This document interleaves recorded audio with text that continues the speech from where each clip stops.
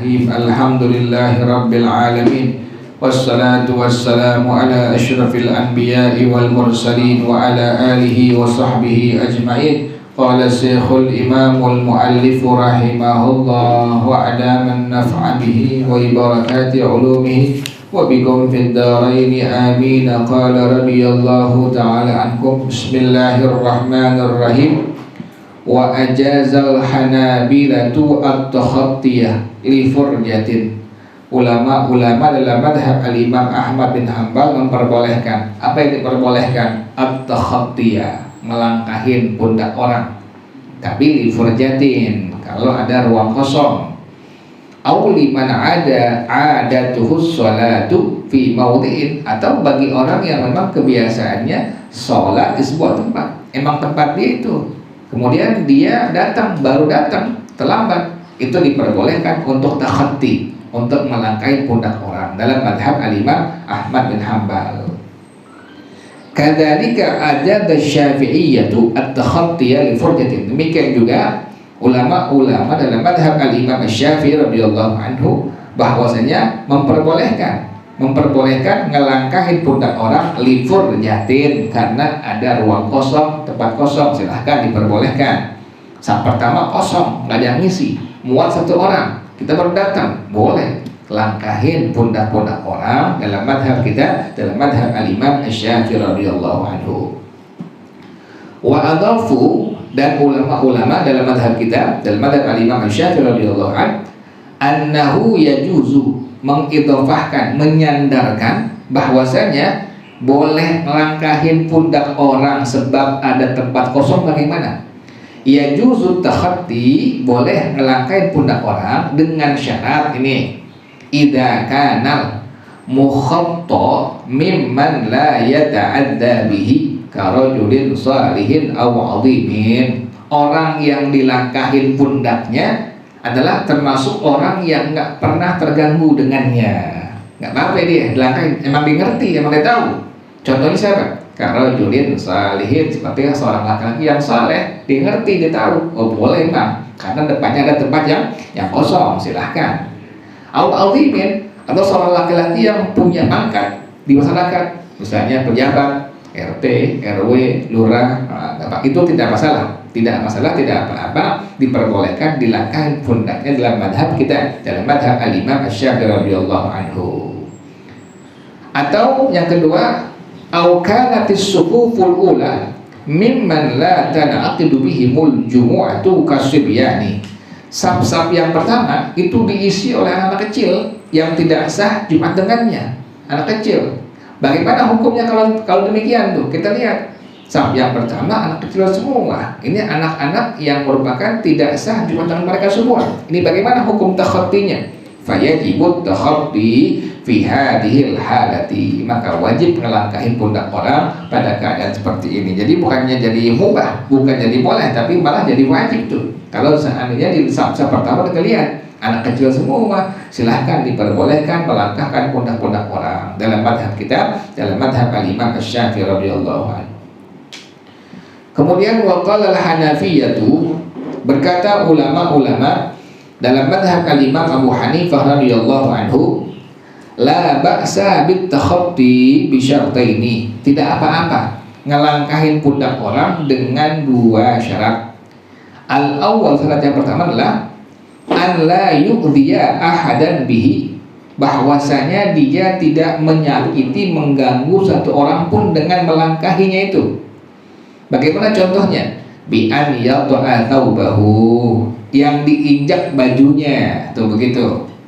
Au yamassa jasadahu, atau yang disentuh jasadnya, tubuhnya, itu namanya sesuatu yang tidak mengganggu. Ini dua syarat dalam madhab al-Imam Abu Hanifah. Tidak apa-apa mengelai pundak orang, melangkahi pundak orang. Syarat yang pertama, dia nggak mengganggu orang yang dilangkahin. Yang kedua, an yakuna dzalika qabla syuru'il imam fil khutbati, hal itu terjadi sebelum si khatib memulai khutbah. Wa illa, kalau si khatib sudah mulai khutbah, bagaimana hukum melangkahi pundak orang? Kuriha takrih tahriman, maka hukumnya makruh tahrim, nggak boleh. Illa, kecuali idza kana takhatti li daruratin, adalah melangkai pundak orang sebab darurat. Bagaimana contohnya?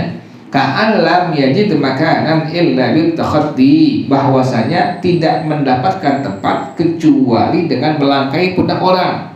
Fala ba'sa bit takhatti indahum ma lam ya'khudil imam fil khutbati, maka tidak apa-apa melangkai pundak orang menurut ulama-ulama dalam mazhab Imam Abu Hanifah radhiyallahu an, selama si khatib belum memulai khutbah. Jadi nggak masalah, yang penting khatibnya belum mulai khutbah. Kalau udah mulai maka hukumnya makruh tahriman, haram, nggak boleh. Yang kedua, walam yuqdi ahadan, tidak menyakiti, mengganggu satu orang pun. Kalau ada yang sakit diganggu tidak diperbolehkan, makruh tahrim dalam madhab al-Imam Abu Hanifah radhiyallahu anhu. Maka pengarang rahimahullah beliau mengatakan, walaysa tarkus sunanil mutaqaddimati inda syafi'iyyati wal hanabilati makruhun ala itlaqihi, bukanlah meninggalkan sunnah-sunnah yang telah lewat keterangannya menurut ulama-ulama dalam madhab al-Imam Asy-Syafi'i dan madhab al-Imam Ahmad bin Hanbal radhiyallahu anhum, makruh secara mutlak. Jadi bukan makruh secara mutlak. Kalau ada orang yang meninggalkan sunnah yang kemarin disebutin dalam madhab kita, dalam madhab al-Imam Ahmad bin Hanbal, makruhnya bukan secara mutlak, bal minhu huwa makruhun, ada yang makruh, wa minhu ma huwa khilaful aula, yang adanya juga khilaful aula. Jadi ada yang dihukumkan sebagai makruh, ada yang dihukumkan sebagai khilaful aula. Khilaful aula di atas makruh, sekali lagi itu ya. Jadi ada makruh, ada khilaful aula. Fa minal makruhi fil khutbati inda syafi'iyyati, maka yang termasuk makruh dalam madhab kita, an yatakallama sami'uha athna'aha, orang yang mendengar khutbah dia ngobrol, dia ngomong pertengahan khutbah, makruh tuh. Yang kedua, wa an yu'adzina jama'atun baina yadayil khatibi wa huwa makruhun aidan indal hanabilati. Adzannya adalah lebih dari dua orang, lebih dari dua orang. Yang adzan sekelompok orang di hadapan khatib, itu makruh. Ini pun sama, makruh juga dalam madhab al-Imam Ahmad bin Hanbal. Yang ketiga, wa an yaltafital imamu fil khutbati tsaniyati, si khatib dia menoleh, nengok kanan kiri pada waktu khutbah yang kedua, sama makruh juga. Kemudian wa an yusyira bi yadihi aw ghairiha, memberikan petunjuk isyarat dengan tangannya atau selainnya, nggak boleh. Lagi khutbah nunjuk-nunjuk, nggak boleh, makruh dalam madhab al-Imam Asy-Syafi'i radhiyallahu anhu. Jadi khatib udah diam aja, tangan yang kiri megang tongkat, megang tombak, megang pedang, tangan yang kanan megang pinggiran daripada mimbar. Itu sunnah demikian. Jadi nggak usah tangannya sampai nunjuk-nunjuk, itu makruh hukumnya. Kemudian wa an yatuqa darajal minbari, makruh seorang khatib dia membunyikan tangga-tangga daripada mimbar, makruh tuh. Nggak usah digeduk dengan kaki, nggak usah, makruh hukumnya. Kemudian wa yukrahul ihtiba'ul hadirina fil khutbati, makruh ihtiba bagi jamaah pada khutbah. Begini ihtiba nih, begini, maaf begini tuh, ini ihtiba namanya sini nih, ihtiba duduknya begini tuh. Jadi yang kanan kiri dipangku disandarin dengan tangannya, demikian ihtiba. Ini hukumnya makruh dalam mazhab kita, makruh hukumnya. Kenapa demikian makruh? Lima sahha min nahyi anhu, karena ada hadis yang sahih yang melarang hal itu, duduk ihtiba. Hadisnya daripada Sayyidina Sahal bin Mu'adz radhiyallahu anhu, kata beliau, anna Nabiy sallallahu alaihi wasallam naha 'anil habwati yaumal jum'ati wal imamu yakhthubu. Nabi melarang duduk ihtiba pada waktu Jumat dan si khatib sedang berkhutbah. Jadi makruh duduk ihtiba dalam mazhab kita. Kenapa juga yang kedua alasannya? Wali annahu yajlibun nauma, bahwasanya duduk ihtiba dapat mendatangkan tidur, ngantuk akhir tidur tuh. Makanya makruh dalam mazhab kita, dalam mazhab al-Imam Asy-Syafi'i radhiyallahu anhu. Kemudian pengarang rahimahullah dia mengatakan, wa min khilafil aula, di antara hukum khilaful aula inda syafi'iyyati, menurut mazhab kita, mazhab Imam Syafi'i radhiyallahu anhu, an yughammidas sami'u wal imamu ainaihi, bahwasanya orang yang mendengar khutbah dengan syekh khatib memejamkan kedua matanya, makruh tuh, makruh dipejemin matanya, dimeremin matanya, makruh. Li ghairi hajatin, tanpa ada hajat. Kapan makruhnya? Halal khutbati, pada waktu khutbah. Jadi syekh khatib jangan pejemin matanya.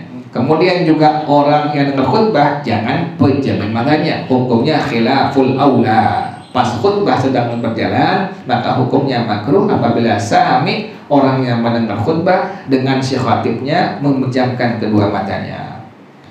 Kemudian yang kedua, khilaful aula, hukumnya bagaimana?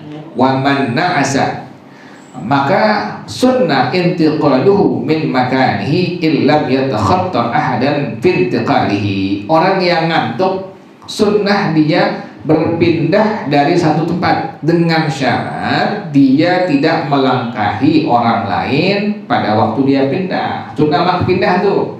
Kalau tempat yang kosong pindah, sunnah tuh. Sunnah bagi orang yang ngantuk pas lagi khutbah, sunnah dia pindah.